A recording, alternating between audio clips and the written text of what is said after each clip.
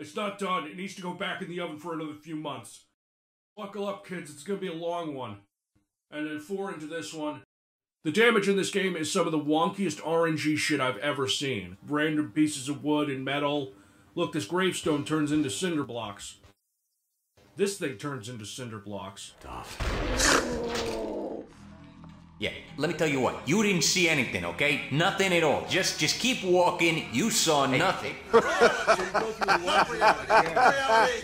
feel like I'm getting 10 single gears in someone's upper body and slows it down, but...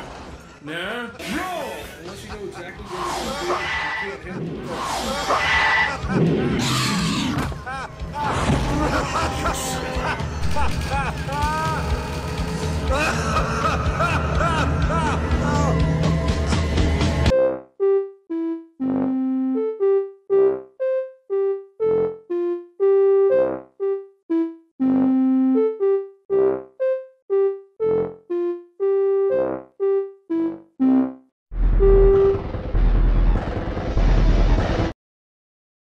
Monolith is a great developer. They made reliably fantastic shooters for 2 decades, like the Fear series, Condemned series, No One Lives Forever. They love having series. They make a sequel to anything. They love sequels so much, they made Aliens vs. Predator 2, and they didn't even make Aliens vs. Predator 1. That was Rebellion, who I have a strong feeling will end up on this show someday. I'm tempted to do Aliens vs. Predator 3, also known as Aliens vs. Predator, because fuck you. Because it has a locked 65-degree FOV. On PC. But Monolith made this game here, this classic, this final and arguably best game in the holy trinity of build games, Blood. If you're a new school FPS fan, you don't want to play Blood, because it's going to bend you over and turn your colon into no man's land. It's a difficult game, but it's a beautifully atmospheric, brilliantly designed, darkly comic gore fest that feels like a John Woo movie mashed into Evil Dead, and it was cheating a little on the side with a western. There's just this bouncy, joyful movement, unique and fun weapons, one of the best shotguns ever put into a video game.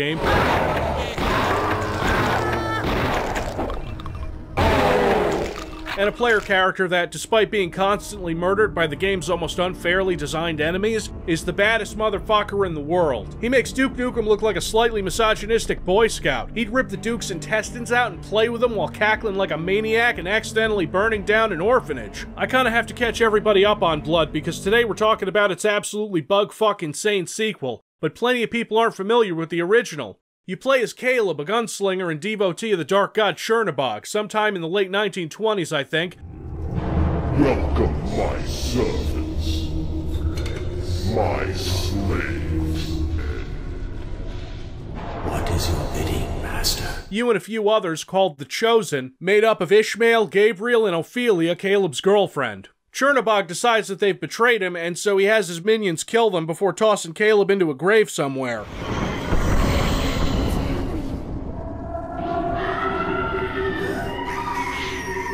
I've taken your love. Now I will take your life. Consider my power in a hollow grave. But sometime later, Caleb is just so angry about this, he wakes up, quotes Army of Darkness, and starts murdering literally everyone. I live again. There are innocent people running around, and while you don't have to kill them, they have a chance of dropping health, and you'll need it, because damn, this game is hard. It's doable, but the easier skills, called Still Kicking and Pink on the Inside, are kinda like normal skills in regular games. Anything above that and Chernobog's cultists start lobbing sticks of dynamite at you. It's a bad time, but it's not what I would consider too unfair. Until you get to the higher skills, well done and extra crispy. Anyway, spoilers ahead for this game, not that it really matters, it's a 90s shooter, well there's a story and it's not bad, it's not what we're here for, but Blood 2 requires some context. In each of the 4 sections of the game, you face a boss. The first 3 are the monsters from the opening cutscene. You find Ophelia in the first episode on an altar killed by this giant stone gargoyle. Ophelia? No! Show yourself! Show yourself! You hear that? That's Caleb's voice actor, Stephen Waite, killing it. His raspy, maniacal, sometimes deadpan, always awesome performance is one of the things that really set this character apart. After Ophelia, you go after Gabriel, or Ishmael, I'm not sure. You fight another boss, this time a giant spider.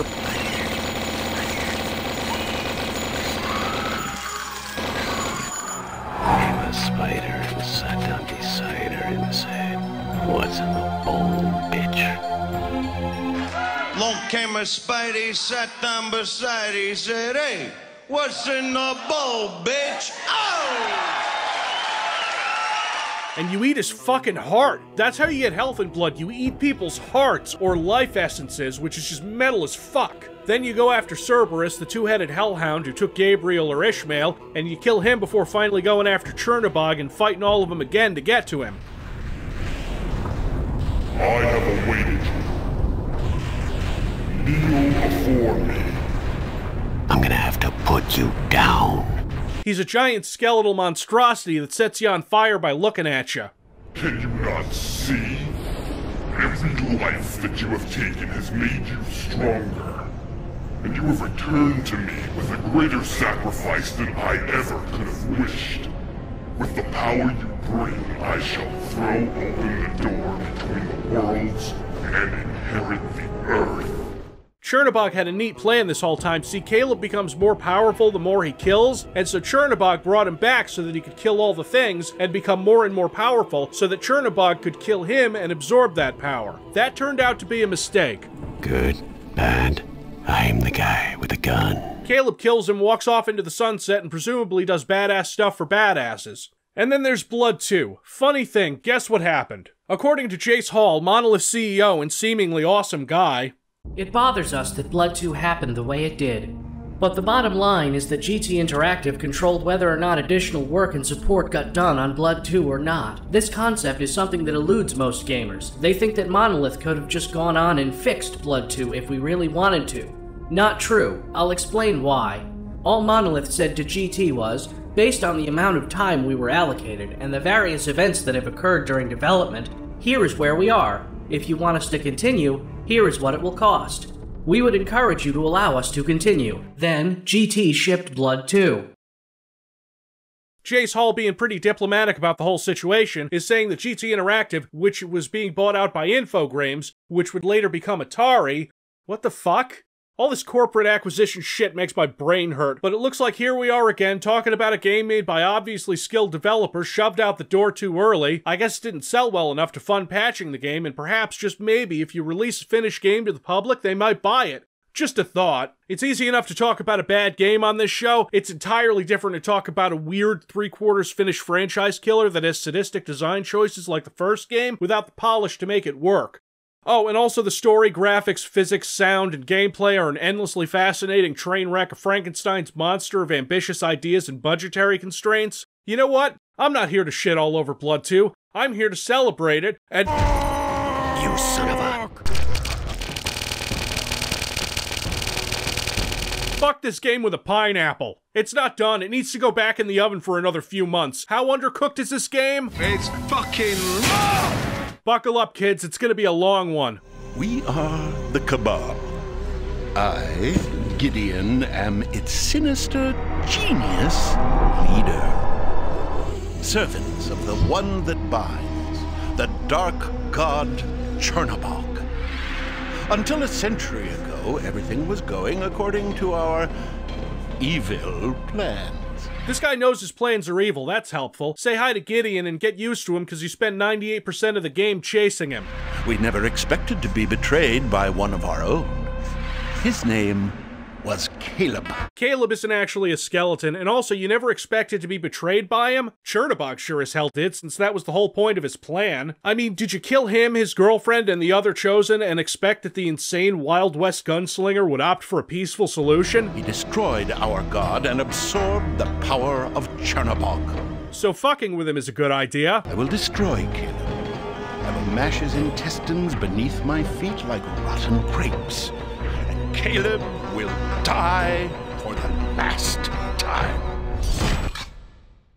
You can play as any of the four Chosen, who have slightly different stats. Ishmael has the best magical ability, which is great except you don't get any good magical weapons until more than halfway through the game. Ophelia and Gabriella are both a little more balanced. Oh yeah, Gabriel is Gabriella now. That will be explained later. And Caleb has the worst magical abilities, but you can only get the cutscenes if you play as Caleb. And you want to play as Caleb because he maxes at 200 health, unlike Ishmael who maxes at 100. Good luck with that shit. You Our walking dead. All the other characters also can't carry as much ammo as Caleb. Caleb can carry 500 bullets, while Ishmael can carry 100, and so on. It's mostly different health, ammo, and speed stats, but also each character is fully voiced, but since Stephen Wade is back, Your bad day just got worse. he's still the best out of all of them, and hearing some of Ophelia and Gabriella's one-liners will turn you off of those characters pretty quickly. You will not even have a chance to pull the trigger. Your death will be that of a weakling. If you run, you're only gonna die tired. Your fear is understandable. It's gonna hurt.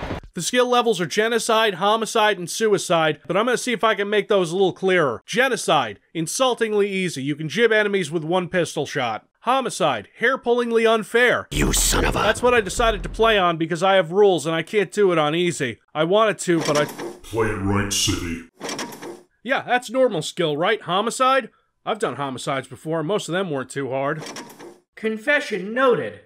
You don't know me! I didn't say nothing! Suicide. Don't even bother, you get farther tying your dick to a ceiling fan. Every level has some text before it, and here's a good one. You just can't sit and enjoy your new issue of Guns and Jibs while suffering the subway in peace these days. First that ticket guy dared to confiscate your flask of Old Red 99, and then that spineless conductor had to stop the train for an hour just because some snot-nosed brat in a baby carriage rolled onto the tracks. Jesus, okay man, I'm on board, but you were about to go up there and give him a piece of his own mind, but then you recognized his voice and realized that your day was about to get interesting. Jesus, I hope so. This is Gideon, your guest conductor. Hold on tight. The ride might get a little bloody. Bring it on. Wait, did Gideon put that baby on the tracks to stop the train so he could get on and try to kill Caleb, an undead lunatic with godlike power with a few goons on a train? Amateur! The last time someone tried to kill Caleb on a train, Caleb instead killed the train and crashed it into a carnival. God, that was fucking amazing! Wow, this promises to be fun. Looks like there's killing to do. And the first person you shoot takes 7 or 8 pistol shots. That seems like a lot for a pantsuited cultist, but hey, you can dual wield a few of the weapons in this game, like the pistol. Any game that has you John Wooing within 10 seconds deserves some credit. You're just making your way through a train while these guys shoot at you, picking up their hearts for health, because it turns out you're gonna hemorrhage hit points while being forced through a straight shooting gallery. You can kill innocent people in this game too for health, and holy shit! I just stabbed that guy and he exploded into jibs. They won't even be able to use dental records to identify him. That's fucked up. Here's a weird thing. I put like 8 bullets into that first cultist, and then 2 into this one, and then 4 into this one. The damage in this game is some of the wonkiest RNG shit I've ever seen. Fucking roll! Are you feeling lucky? Seriously, are you feeling lucky? Because it looks like shooting you could either mildly annoy you or instantly turn you into chunky salsa. You get to the front of the train, Gideon is gone, he laughs from somewhere. The train crashes and everything fades to black except the blood effects. Fucking roll! Suddenly you're on the train platform. Hey buddy, you alright? You look like hell. Ah, this is not my day.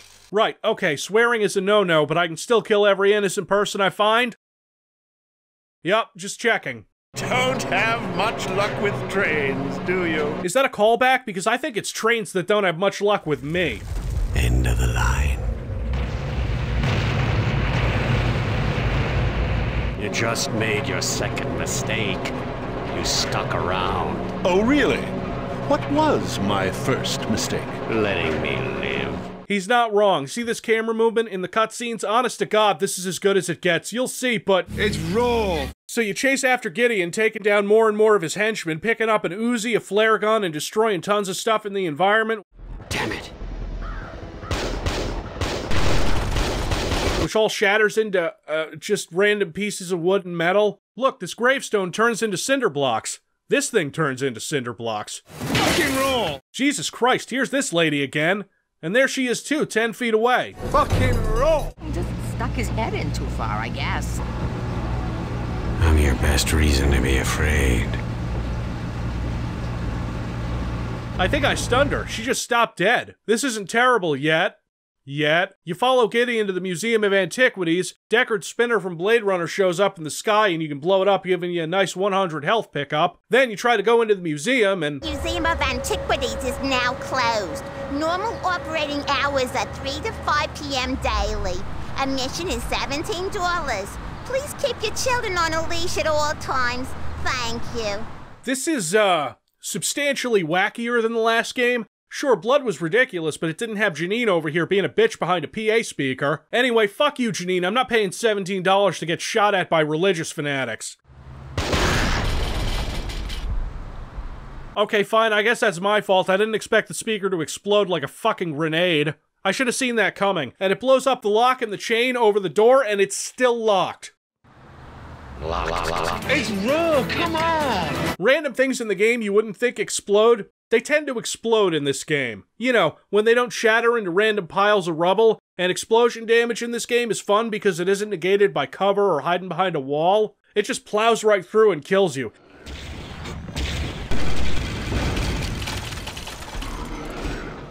You can still get into the museum, of course, by blowing up a pipe on a fire escape to get into a vent and then onto the walled-in roof. Now I have 2 Uzis, which are inaccurate as hell, but spit enough lead at the enemies that it really doesn't matter. A hologram of Gideon appears for reasons and says the thing. Today I witness the fall of the great betrayer. Yeah, okay, sure. You will be purged. The Cabal will live again. The Cabal isn't dead. Caleb already was purged. Look how that turned out. Good, bad. I'm the guy with a gun. I have a feeling that they just had random lines sitting around as placeholders in the beta version, and that GT Interactive shipped the beta version. But this isn't too bad yet. Sure, it has fuck all to do with the first game. The weapons aren't quite as interesting. I mean, we have a flare gun, but it's, I don't know, it really doesn't burn things very well, and it also has that problem where you can shoot something 1 time and kill it, or shoot something 9 or 10 times and kill it. I feel like embedding 10 signal flares into someone's upper body might slow them down, but nah. Roll! Here's where the cracks really start to appear. Cultists of any variety can wield pretty much any of the weapons you can. Not dual wield, thankfully, but they don't really need to because as soon as they see you, there isn't any reaction time. They've already shot you. This bastard nails me with a flare and Caleb screams until long after it's out.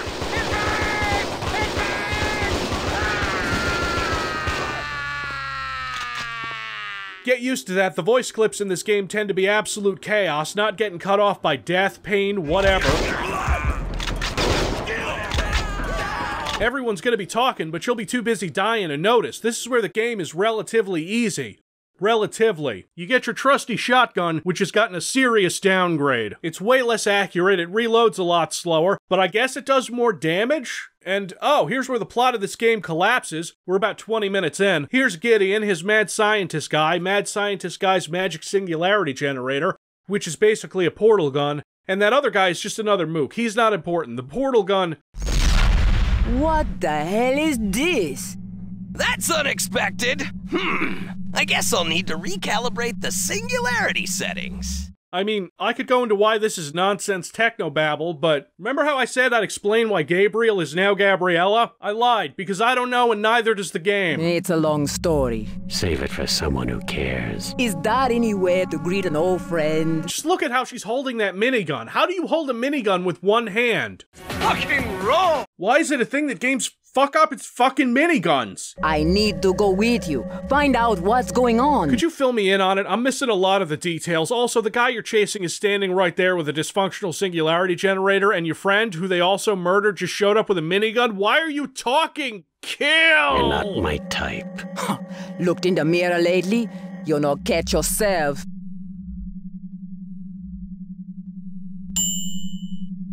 What is with the ding? Is that what extra-dimensional portals sound like? So you just keep going after that. Portals are bringing weird creatures into the world, and you're just gonna have to deal with it. So now that we've reached level 3, it's time to revisit level 2. No, I mean most of the exact same areas again, only with new monsters, one of which being the Shikari, and the Shikari is an ugly, horny rat fucker from hell. It jumps around a lot of the time landing right on top of you, spits out acid that can take at least 40 hit points off you, screeches like a banshee, and reliably takes 3 or 4 point-blank double-barreled shotgun blasts to the face. And they're fucking everywhere, sometimes in packs. most of the time in packs. When they do spit acid, which is most of the time, they have the same kind of accuracy as every other enemy in this game, which is roughly 99.9999999999999%. I've read that it's weak to fire, but I haven't had any luck with that. Then you get introduced to the laughably ineffectual soul trudges, another common enemy, melee-only zombies that were humans before getting taken over by a bone leech. They're actually less hazardous than the bone leeches themselves. They're obnoxious little bastards that screw your ears and your face, and the only way to get them off is to spam the use key. But these things are so much more annoying, making that horrible slithering sound the whole time.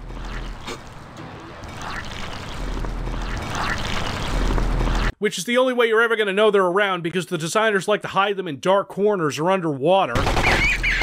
The Soul Drudge is a joke, but also can be a bullet sponge because the damage system is completely fucked. They're the stupidest enemies by far, and they have a habit of standing around and doing nothing while the rest of their friends get attacked.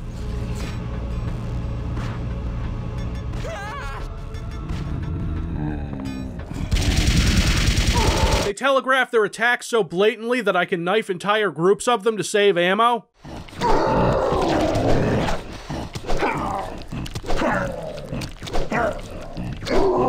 Even if it takes forever, you don't really need to shoot them if you can learn their patterns, and because of the random damage, well, just look.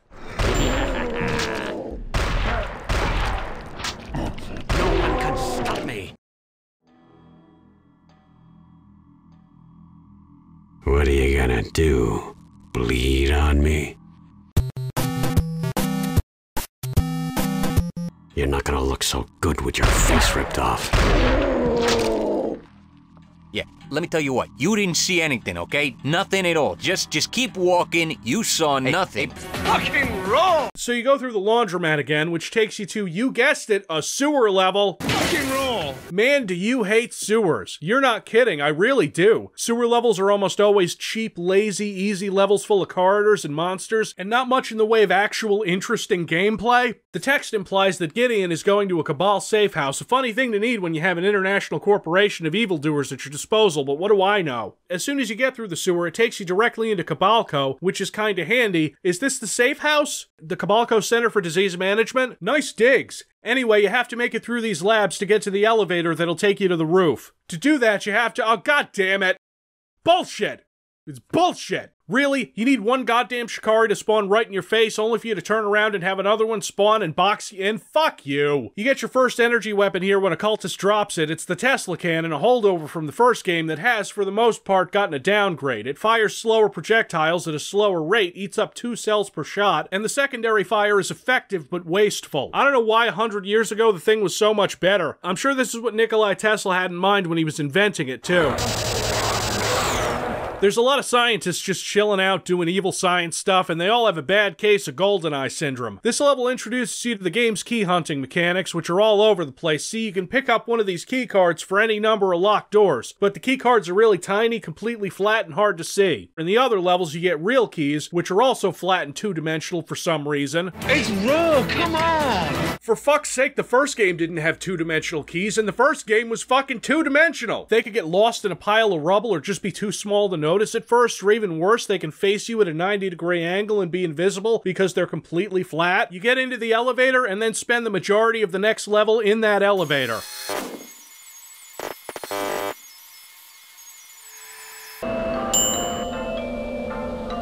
See, Gideon's executive airship is docked at the top, which makes me wonder why he needs a safe house since he has a giant goddamn airship and a very large tower, both of which are full of armed guards. This elevator ride lasts for about 1 minute and 20 seconds, and the rest of this level lasts about 45 seconds, including the cutscene in the middle. Hello. The choice is yours. Walk now and live. Stay and die. I'm staying. Then you're dying.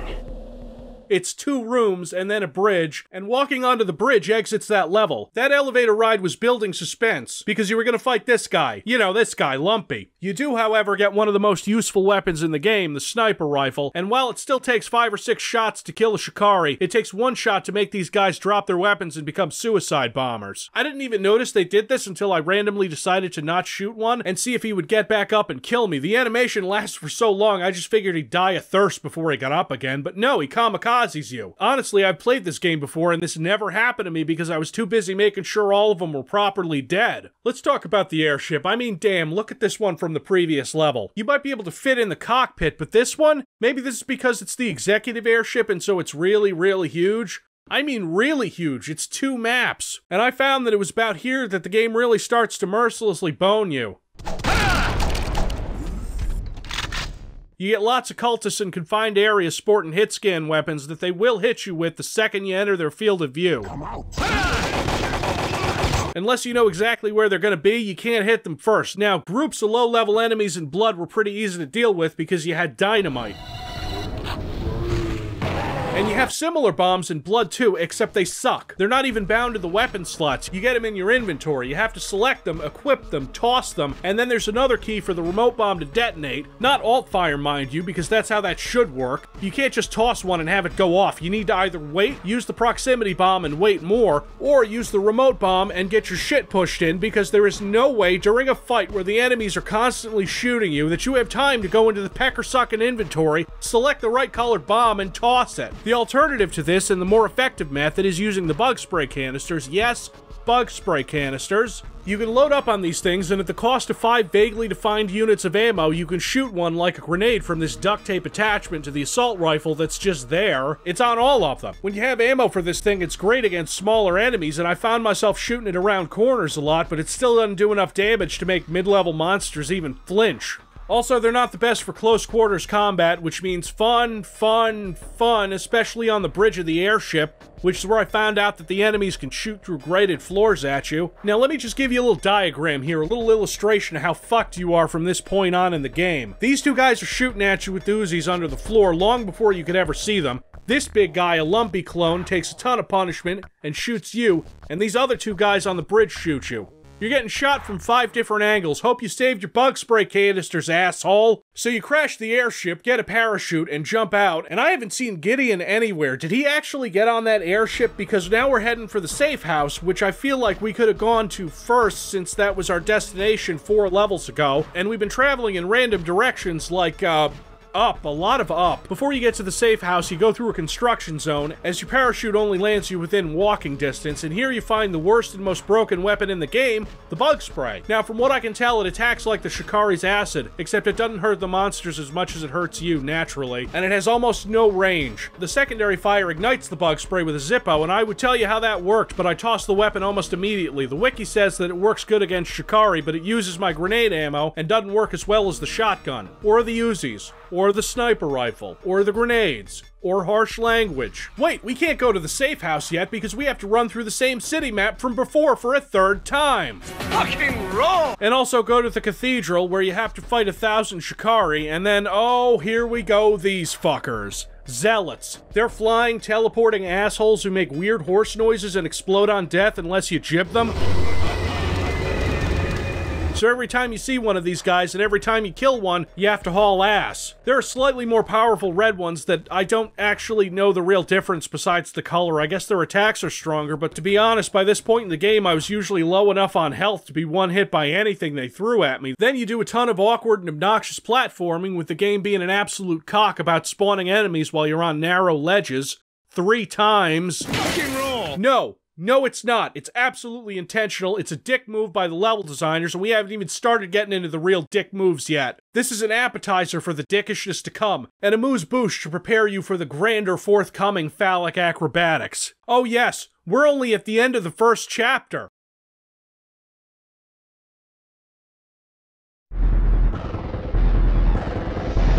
Once you're through the cathedral and the surrounding rooftops and catwalks, you face the first boss of the game, the Naga. Tell you what, kids, I like my bosses to alternate between ineffectual ground stomps and unavoidable one-hit kill lasers that go through walls.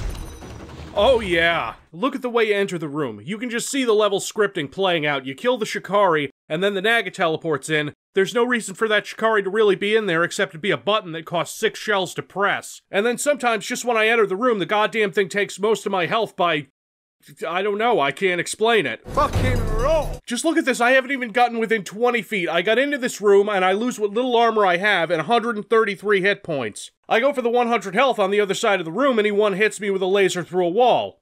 Oh, you son of a... So what I did is I waited to kill the Shikari, knowing that its death spawns the boss. So you jump up to this other side of the arena while the Naga causes screen-shaking earthquakes to make sure you fuck that up as much as possible. You can get a triple damage power up at the top and also a voodoo doll, and here's how the voodoo doll works against it.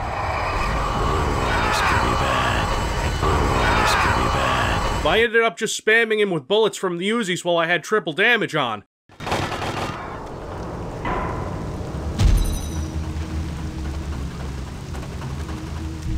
Someone's got to hold the train. These things are everywhere out there.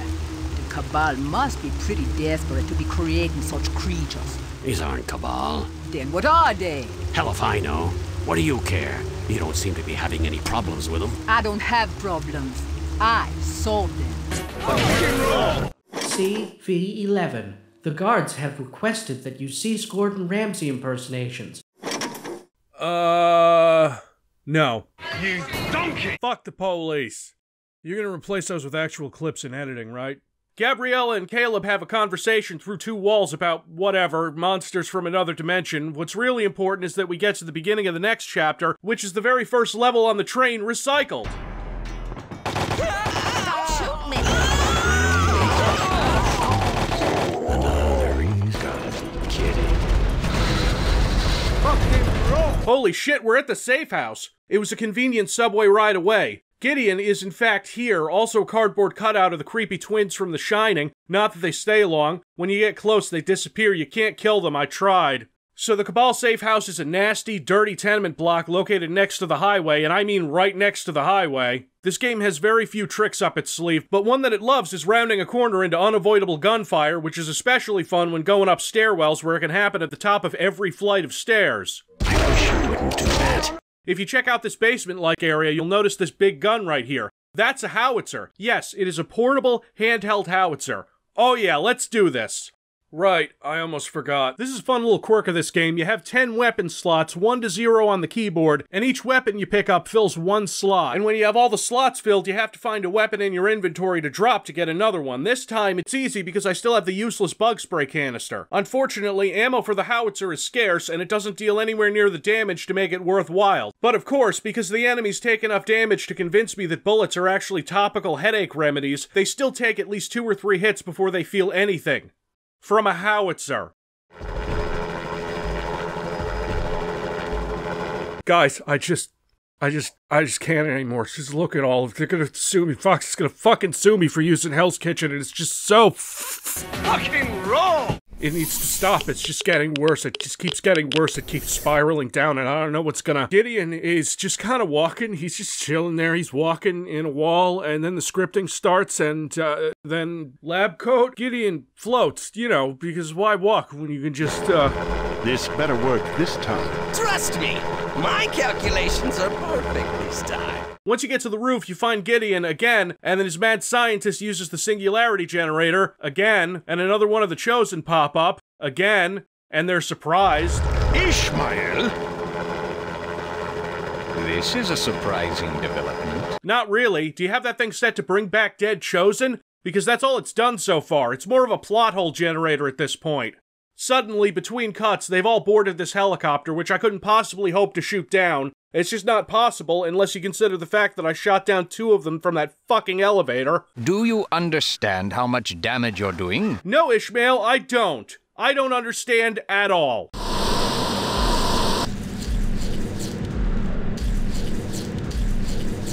That's not what I mean. You are the one that binds. Sooner or later, you'll have to face that. I'll face nothing. Then know this. We are the Chosen. We are here for you whether you like it or not. They're not. Not a single one of them helps you at any point during this game.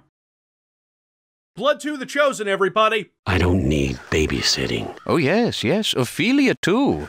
She was the first to come through. Would have been nice to see that since the whole motivation for Caleb's revenge in the last game was her being dead, but she isn't now, so... Oh, I wouldn't miss this for the world. Then again, you just might end up destroying it. Then the cutscene ends, the game puts you back inside the door, you walk out, and 2,000 Shikari spawn. I guess I lied about the Chosen not helping you, since Ishmael drops a whopping 25 health when he disappears. Thanks, asshole. That'll really help me around the next corner. I hope you like the safe house, because now you get to go all the way back through it, and it's been repopulated with enemies.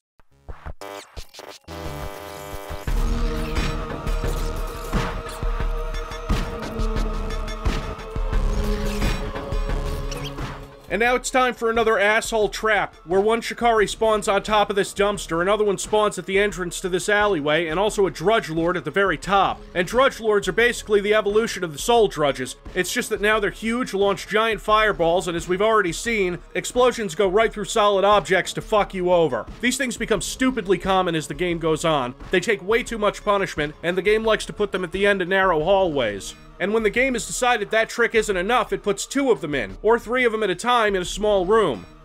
This is about where I learned how useless the howitzer is. Next up is the sewage treatment plant. It's a rehash of the first sewer level, though it's not just the same area copied and pasted, thankfully, but we still got plenty of that ahead of us, don't worry. Trouble ahead. The Cabal has turned this place into an ambush. Try to get through alive. Isn't that every level, though? There isn't a ton to say about this section, except that the game continues to ramp up its dickishness. There's this huge open area with a bridge right through the center, and on each side you have unreachable cultists who will snipe at you, and in the tunnels between these you have these little bugs that like to jump and latch onto your face just like the bone leeches, and they make an even more annoying sound. And they make the screen sway around when they latch on. There's no real point to them being here. You have one face-fucking enemy. More than one is superfluous, so this game has 3. It's wrong! Here's my favorite part, because as soon as you round this corner, a cultist insta-kills you with a howitzer.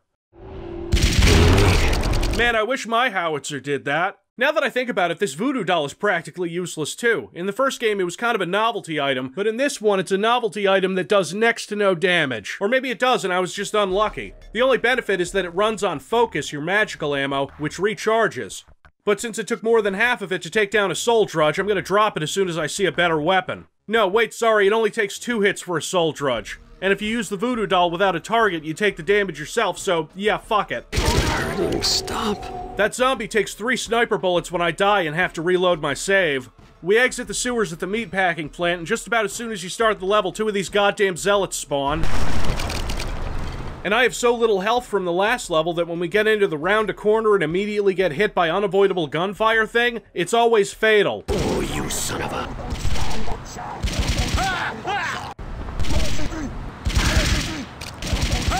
If you're lucky, you can exploit the game's broken AI here like I did, since they don't respond if one of their friends gets killed in front of them. And also, if they don't see you, they won't move while getting shot. Oh, and also they hide a lot of these face-humping leech enemies around tight corners, and because you have to spam the use key to get them off, when you die, you're already at the load game menu.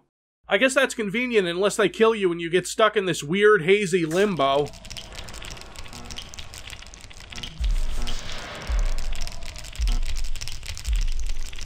Fucking wrong! But you know what? I consider this level a win, because if you're an avid secret hunter like I am, you can find one of the most useful weapons in the game, the Cabalco Death Ray. It's hidden in a tiny, dark little alcove that you have to climb a bunch of pipes to get to. You're not even getting this gun early. This is the only time it appears in the game. It's just sitting there. Somebody left this 1950s era sci-fi energy weapon just sitting around. It says fucking Death Ray right on the side, and you know what? It still doesn't do enough fucking damage. This Death Ray, as far as I know, can't one-hit even the weakest cultist. It can stun lock them, and the primary fire can bounce off walls, which can be incredibly useful, even necessary, except it can hurt you too, because of course it can. It uses the same ammo as the Tesla cannon, except it does more damage than the Tesla cannon, and uses half as much ammo, and it's hidden. I only found it because I'm an obsessive weirdo. The Death Ray also looks a lot fucking better once you walk into this room and get fucked by 2 cultists armed with napalm launchers, and fuck! No available slots. What do I drop? Obviously the howitzer, it's shit. It took like 3 hits with it to take out a zealot, and I assume that the napalm launcher does this attack that's killed me through walls 100 times already. Maybe it'll be better, and...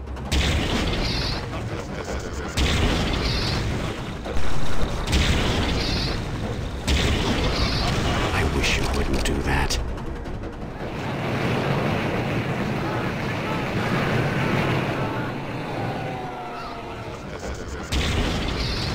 Oh my god.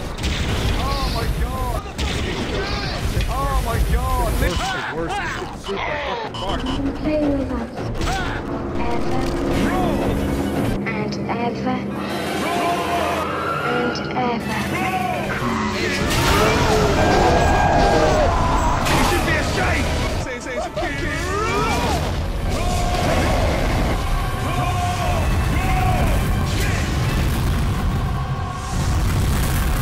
No! Fuck you! These goddamn fireballs have been pushing my shit in over and over again, and now that I can use them, they're garbage! I fucking hate this game. I hate that pretty much from now until late in the game, I have less than 50 health. I catch one break when I get hit by this truck, and it's kinda trivial actually. I guess being the one that binds protects you from vehicle damage, except trains. But these goddamn Shikari don't seem to mind getting run over by a speeding subway train, so why should I?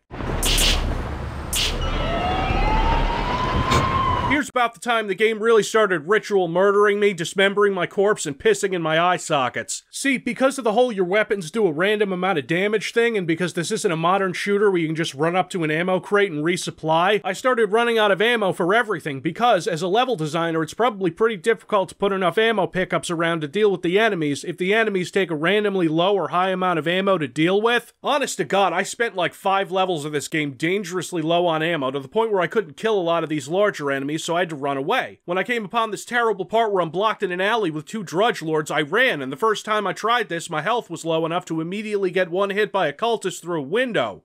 Cool. Do I have 0 health? Fucking roll! And now I get into Horlock Station where, guess what, I have to board another subway train. But first I have to spend this whole goddamn level with next to no ammo. Somewhere along the way I picked up the Orb, another magical weapon, which is as last ditch as you can get. It's basically these things from Phantasm.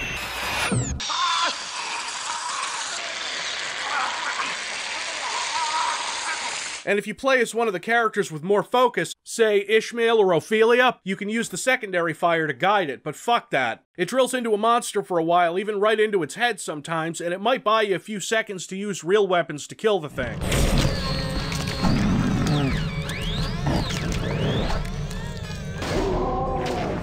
The next level isn't a sewer level. Nope, definitely not a sewer level. Hey, wait a minute, weren't we supposed to catch a train? Why am I running through more underground steam tunnels that are definitely not sewers? Oh, okay, it turns out that they lead back into the subway station, the one that was gated off before, so now you can fight the third thing that latches onto you, the choking hands. Making a return from the first game, except with terrible, endlessly looping, annoying sounds. Great. Also, if you want to put a door between one area and the next, forget that. Just use a Drudge Lord. Now that you've successfully navigated through 3 levels to get to the train platform, please enjoy copy-pasted train level number 3. Except this time you get Drudge Priests and Face Fuckers, and just all the annoying things the game can throw at you, like 5,000 Shikari spawning in your face. This train level is different though, because you have to jump from one train to another one, which is directly in front of it, and then go through another identical train. Yeah, it's the same exact thing, except twice. Fucking roll! And the train doesn't crash this time. You just get to the front, and it ends, and guess what? You're back at Horlock Station. Again! And you do the thing, right, where you round every corner and there's a guy 50 feet away who'll immediately fucking shoot you, this time with napalm? Yes! Awesome! Let's go! This is where the game turns into a war of attrition. If you can get 10 feet without dying, that's a win. Look, here's an example. A zealot spawns, of course, and so naturally you move backwards to put some space between you and him. But then a Shikari teleports in right on your ass and insta-kills you. Say what you want about the original Blood's difficulty, shit didn't just appear out of nowhere. Speaking of appearing out of nowhere, here are the Drudge Priests, flying bastards that, of course, shoot balls of napalm at you, and also lightning. I had to pop in and out for one of them, not even for long enough to know if any of my shots land. But the other one gets stuck and I just stand right there and shoot him in his stupid face literally 100 times. Oh, and they drop bone leeches, because of course they do. Another day, another corpse, another reason for making... You finally get on the blue line and fuck! It's another guy with a howitzer right around the corner. He wasn't even the one that killed me since I had 2 health because fuck this game. So I go off and I look for some health and I find the entrance doors from one of the previous times I visited this train station, but they don't open. And also they summon a Drudge Lord who immediately kills you with a fireball. Why? Fucking why? What is the point? There's no ammo or health there. There's no reward for the player for killing it. There's nothing to find up there. It's just the game punishing you for exploring. It's not like I found a useful item and a monster teleported in. I found literally nothing. The subway leads into the crypts because the artful design of this game lends itself to the feeling of a broken dream, where disparate areas can be connected because that's the logic of the dream. I'm sorry, I mean it's because this game is cobbled together from a bunch of beta content. So now you get to face the game's second boss, the Behemoth, who is the bullet-spongiest monster out of all. He's not even that much of a threat. In terms of bosses, I had the easiest time with him. He probably takes more punishment than the final boss of the game, but if you keep far enough away from him and let him get stuck on those pillars he's supposed to be able to destroy, which explode into cinder blocks, obviously. Fucking wrong! You just keep unloading on him until he dies. This is the only boss that doesn't have a health bar, too. The only problem is that you get slowed down by ankle-deep water, so you have to bunny hop everywhere. Honestly, this might be the easiest part of the game so far. I just unload on him, jump a safe distance away, unload on him again, rinse and repeat, and oh no, he's destroyed all the pillars I can hide behind. Oh, wait, no, it doesn't matter, because he doesn't have any ranged attacks.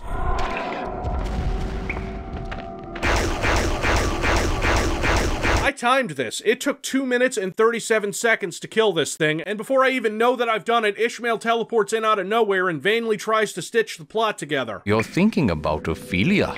How very touching. Oh, I'll do more than that. There is a permanent rift in Gideon's temple. It is a focus for all the damage that is being done. An epicenter, so to speak. You will find Ophelia there. Groovy. Yeah, groovy. Your dead girlfriend is no longer dead and is in Gideon's temple, the existence of which, again, makes me question why he needs a safe house. Chernobog's destruction opened many doors between the worlds. They can only be sealed by the one that binds. That power lies within you. This reality will perish unless you restore it. Chernobog was destroyed 100 fucking years ago. Were doors open then? We only waited until now to do something about it? I realize Caleb doesn't really give a fuck. Let it burn. I never liked this place anyway. But dude, isn't all your stuff here? Guns, liquor, all that stuff? You think there's gonna be a convenient mirror dimension where all that exists too? There is another reality forcing its way through the rifts, ancient and ravenous. It is neither good nor evil, it merely is. But it will devour us all. Yes.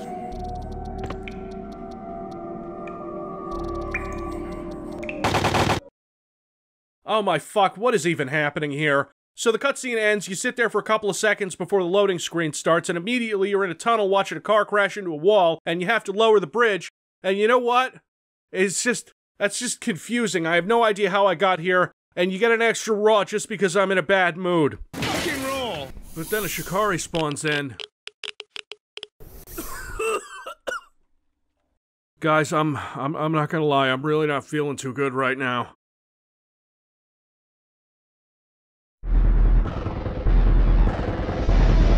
Now I'm radioactive. That can't be good. Eventually get into the city again, but thankfully not the city again. But also fuck this part too because 20,000 Shikari teleport in and jump across the rooftops, and now a sniper. Why in the fuck does this blood just hit the sky and stick there like it's a solid surface? Fuck this sniper into oblivion. He starts infighting with the Shikari, and I send a ball of napalm his way, and I thought just for a moment that maybe, just maybe, my napalm launcher wasn't an insultingly underpowered, useless piece of shit. But then I realized that it just blew him off the rooftop so he can land, still be alive, get a little stuck, and then fucking shoot me again. Fucking wrong! What? What are you gonna do? I'm already dead now. I'm pretty sure my foot is mutating into a flipper. I'm gonna look like that guy from RoboCop by the... And then there's a dude with a napalm launcher and... Oh, fuck you, game. Fuck you.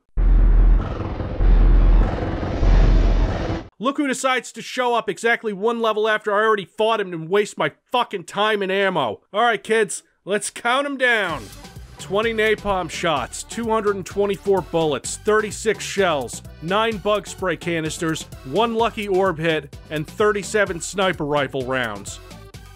Oh yeah, and he got stuck on a fucking lamppost for most of that.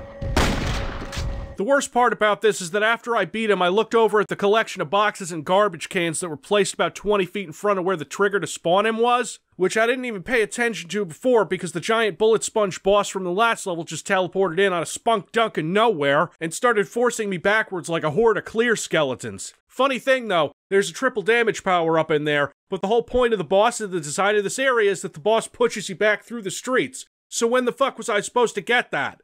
Finally, we're at Cabalco, and we fuck around in there for a while before... Oh, look, it's a minigun. Hey, I'll take what I can get. Oh wait, that's right, I have limited slots. When you find a minigun in a normal game, you just pick it up and start blasting. That's right! Who's laughing now? That's right. Who's laughing now? Just cut that shit out and hire a writer. But in this game, you're not going to have an open weapon slot for it, so this little area designed around getting the minigun and shooting the enemies that spawn here with it doesn't work. Because you have to stop, cycle through your weapons, find the one that you want to drop, and by the time you've done that, a Shikari has already eaten your face, digested it, pooped it out, and sent it to one of the goddamn 3 sewer levels. I mean, otherwise the minigun is pretty useful. It eats through your ammo like, well, a minigun. And the wind-up is a little too slow if you use it when monsters spawn out of nowhere to fuck you, but still. It does more damage than most things. It wrecks the Shikari, which is wonderful. This is seasoned perfectly. So in the course of running around this level trying to figure out where to go, you come upon an office held by Colonel Lingus. Ha ha ha. And you can just, oh bullshit, why does this desk explode? Why does this desk explode and spit out ammo that doesn't explode? Why? There are these force fields around this map that I have no idea how to open. It's not the button in this control room. It's not any of these buttons right above the shooting range where I get the minigun. Or is it? Because I found out that you have to blow up these computers to progress, which is cool, I guess, but I had no idea I was supposed to do that to deactivate the force fields, but fine, whatever. Let's keep going. Get through this hallway that inexplicably has pools of toxic waste in it where...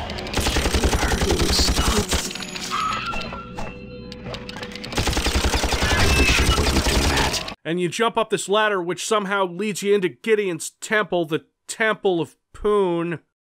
I get it. Because Ophelia's there, and I'm wondering if both participants are dead, if it still counts as necrophilia, or if they're undead, or if they're back from the dead for really poorly explained reasons. I've been dreaming of you, all tied up like that.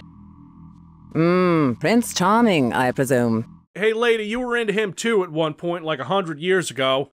Caleb seems to be the only thing that hasn't changed. Give me some sugar, baby. See, he's still stealing Army of Darkness lines. Give me some sugar, baby. Cut me loose, and I'll give you a whole cherry pie. She's talking about vagina. Undead vagina. Oh yeah, and Gideon's there on screen in full view the whole time. Perv. I thought you might come here. Oh, you again. Of course he's gonna come here, he's chasing you. And even if he wasn't chasing you, you kidnapped his girlfriend, which he's a touch sensitive about. The last time someone fucked with her, it was your god, who he killed. Good, bad, I'm the guy with the gun. Good, bad, I'm the guy with the gun. Why wouldn't he show up there? Sorry to break up this lovely reunion, betrayer, but I need to keep you motivated. Why? Why would you do that? Why do you want the homicidal maniac who already killed a god more powerful than you, and also hundreds of your Fuck! Gideon wants to kill you so much that he sicks a mini-boss on you, one of the most obnoxious enemies in the game, the Death Shroud, which phases in and out, and apparently can only be hit in the face when it isn't phased out, and it's just a bitch. It's not broken or anything, it's just a pain in the ass. They show up in some places, and they're almost impossible to see until they're shooting flaming skulls at you that also home in because of course they do. And they have a habit of just shooting those even when you're filling their face with bullets because of course. Why not? Why have pain states? Honestly, the shotgun is the best way to deal with them. You know, like most things. Victims? Aren't we all? Victims. Aren't we all? And as soon as you're out of Gideon's temple, which I guess was built right in the middle of the Cabalco Tower, which makes me wonder where the stained glass windows open up to since it's I don't know.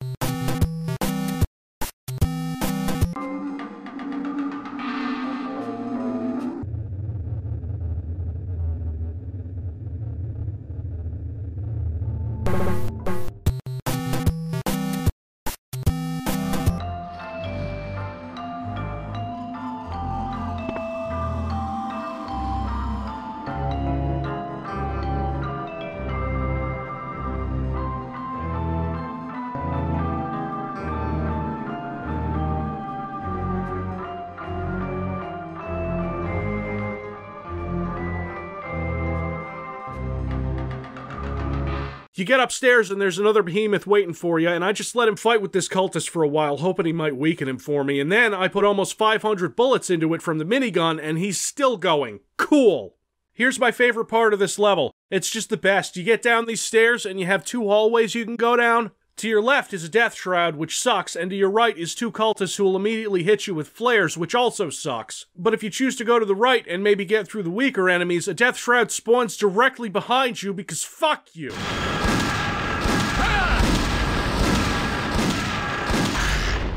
You guys don't even understand, there's still so much left. So I go upstairs looking for a key, and oh good, it's another behemoth! So I die twice trying to kill it, sink most of my ammo into it, and I'm not entirely sure that 20 napalm shots, 224 bullets, 36 shells, 9 bug spray canisters, 1 lucky orb hit, and 37 sniper rifle rounds wasn't me just getting lucky with the random damage output, and that it might not take twice that. So I run around, look for some more ammo, and drop a final 40 bullets into it to finally kill it, leaving me to go to the next level with nothing but fucking flares.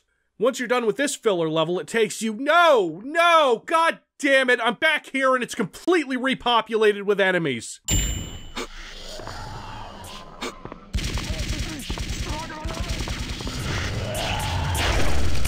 Here we are again, back at 0 health, and the game has spawned 2.7 million Shikari. But now this other door is open and you can go to research and development, which is important because Gideon is there. Did I say Gideon is there? Because I'm lying. He's not. So why am I here? Time to do some research of your own. Find the wacky scientist and he might just tell you where he keeps that singularity generator. Why? Why would I want that? Is it going to bring the other Chosen back to help me fight? I mean, I guess that could be good. But from how this thing's been behaving the whole game, it seems like it's kind of a crapshoot. I do still have this Death Ray. Is it better than a Death Ray? Hello! Hello! Hello! Hello! Hello! Welcome to Research and Development, or as I like to call it, R&D. You may call me Doctor. I've had some rather interesting subjects lately with all the fluctuations in the cosmic substrate, but I must say I'm especially looking forward to your dissection. Please proceed to the main lab and we'll begin the experiment. Great, okay, sure, let's just fight 24.6 billion more Shikari, pick up a nearly invisible access card on the floor of this, Shikari cage, and then you go into a nearly identical Shikari cage room to shoot more Shikari, and maybe get some health from this scientist, and the game crashed. You know what? This game hasn't crashed on me yet, despite how fucking weird it acts, so I'm gonna give this a pass. This scientist just fell right through the floor. I was afraid that the game was gonna crash the next time that happened about a minute later, but no, it's fine. Then there's shit like this. Oh, that's a paddling. Fucking roll! And then there's this area where you have to face 136 trillion Shikari. For all the monsters this scientist claims to have in his collection, it looks like he only has fucking Shikari! And somehow they managed to make a hole in the floor into this flooded area with knee-high water and a goddamn drudge priest that's nearly impossible to fight, especially since crouching in this water, which your head is clearly above, causes you to start drowning. And I kill it with the Death Ray, which ricochets back and kills me, and I haven't even quick-saved since this whole goddamn other room full of Shikari. Now it's time to face the evil mad scientist. Well, that was fun. You shoot him so you can hit a switch to open a door to a room that has the singularity generator in it, which I have no slots for.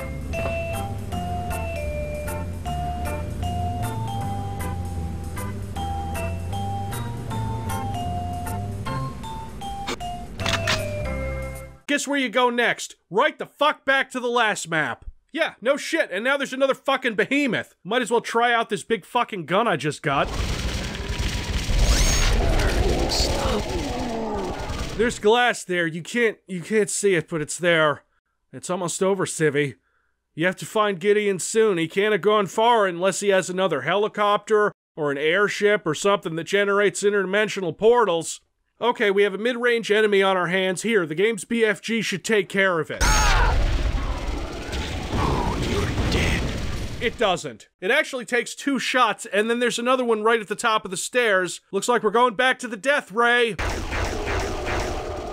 Yeah, the mission objectives in this level tell you to blow up practically everything, and you kinda have to if you want to have any hope of finding the keycard that unlocks one of these double doors. Not both of them, just one of them. Go into the offices and- oh, god damn it! I couldn't even see the death shroud that time. Did you guys see it? Go upstairs and there's another behemoth because why not? And I let this chuckle fuck shoot at him for a while to soften him up, and then I just don't fight it because I already have the key and I don't want to waste all my ammo. And it's still not over because there's another floor of enemies to kill, and then you have to find this hidden button that opens a secret elevator that takes you to the roof, and for once there's no cutscene. You just walk onto the roof and Gideon's right there. But now he's gone Super Saiyan. He's got similar bullshit lasers to the ones the first boss had. You can find the life leech up here too, but that's a trick, because you still have to empty a slot for it and pick it up, and while the life leech shoots neat fireballs and gives you health back, using it against Gideon is suicide. You get plenty of health off him, but he takes it away just as fast, so why the fuck is it here? The way this seems to work is that you shoot Gideon, he basically teleports away, normally to a position where he can immediately fuck you over, and then he proceeds to fuck you over. So you need to hit him, get behind cover, hit him again, and just keep doing this until he gets bored. You will never truly defeat me. Then I'll just have to keep on kicking your ass. He wants you to follow him, you dumb bastard. Yeah, Ophelia's right. How the fuck did Ophelia get there? Welcome to the other dimension, kids, because this game is never, ever going to end. It's a battle to the death. Preferably someone else's. Gideon's puppet strings can no longer be pulled, and the puppeteer's comeuppance has just come up. Ancient One, are you listening? Then hear this. Oh, yeah, did I forget to mention the Ancient One, the big bad demonic force that's been controlling Gideon this whole time from another dimension? Well, the game forgot to mention it until, well, right now. You want to know what happens as soon as you get into the other dimension? You immediately have to kill another behemoth. I guess this is entertaining anyway. While I'm recharging my health off the thing, this poor cultist armed with only an Uzi keeps shooting, and eventually the behemoth gets him into a suicide bomber state.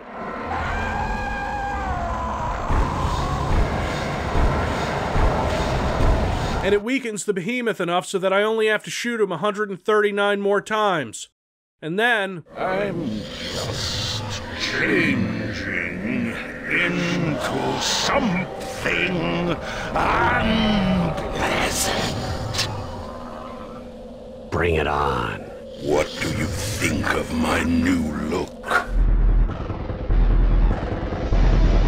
Whoa, whoa, giant spider, oh boy, giant spider fight, because it just wouldn't be right if we didn't have one of those. The second phase is actually a lot easier. I can stun lock him with the Death Ray. Cool, I'll take it. Get to hell, tell him I sent you. You'll get a discount. No, it's not fair. I'll kill you! Now we just have to get through this level filled to the brim with fireball spamming Drudge Lords, Death Shrouds, and this many Shikari.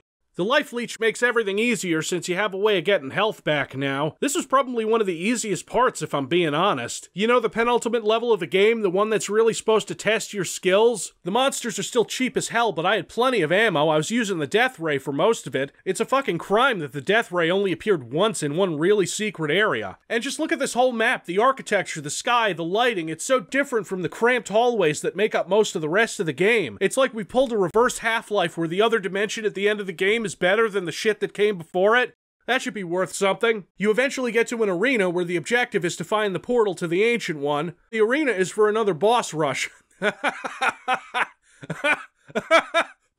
Boss rush, just fucking look at this. Insect, we are the Ancient One. Bow down before us. Nah. Fuck, I love Caleb, even if he dies like a bitch every 10 seconds. Oh, you're gonna hurt my feelings. So they don't get together and attack you because the game, for once, isn't trying to mercilessly slaughter you. Well, I guess it is, or it would be if Ishmael got anywhere near me and if spamming both Ophelia and Gabriella with the minigun didn't immediately kill both of them. Seriously, Ophelia jibs from the minigun in 0 seconds flat, and then I assume Gabriella portals right into my minigun fire and also dies. I fought all three of them and didn't lose a single hit point. I'm at 300 health, 100 armor. No wonder they die all the time. I guess Caleb was the one picking up the slack in the old days. Here we are, the final boss, the Ancient One, the boss of bosses. In the words of some long-forgotten and not-so-long-winded, kill it! You'll pay for that. Oh, is that a giant stationary tentacle monster? Don't let that fool you, he'll fuck your shit up. Explosive laser beams that can 1 or 2 hit you with full health and armor. Where have I seen that before? And you can only damage him by shooting him in the eye. And he's got a ton of health. But there's a triple damage power up if you can get to it. This is gonna be a long, ugly fight. I'm gonna have to really step it up if I'm gonna beat him. I'm just kidding. If you hide behind this one rock, pop out, shoot him, and pop back in, he can't kill you. Unlike every other goddamn enemy in this game, who have explosive attacks that cut right through walls, not the fearsome ancient one. Okay, just one more time, guys. Just one more. It is unadvisable to use the clip again, CV-11. I'm doing it. It's raw, come on! CV-11, I regret to inform you that the guards have elected to send you to the flaying chamber. Flaying chamber? Are you kidding? Just put a tarp down in here. Okay. Oh, Jesus, that was not, I'm gonna need some of these bandages changed soon. That was some Passion of the Christ shit in there. Can I at least see what happens to Caleb and the Chosen? Assuming that they're alive now, which I guess they are. Sure, okay, it makes sense and is in no way undercooked, or as you might say... Don't do it, asshole. Hey, Doc, this machine just called me an asshole. It's not over, Caleb. You must seal the rifts. You must rebind the fabric of this reality before it tears itself apart. Yes. Yes. Yes. Yes. Yes. I don't know nothing about that kind of stuff. The power is within you. It is time you used it. Okay, just shut up. I need to focus. So he does that and... Wait, what?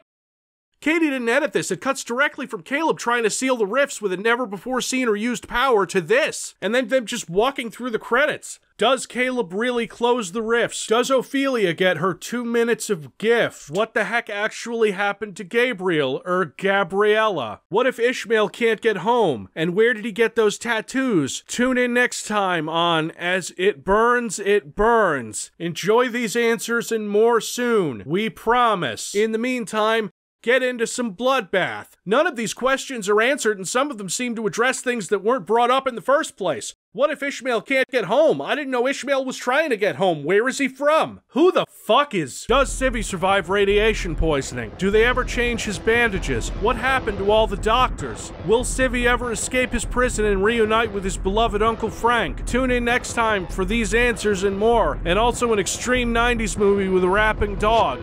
In the meantime, please enjoy this death reel.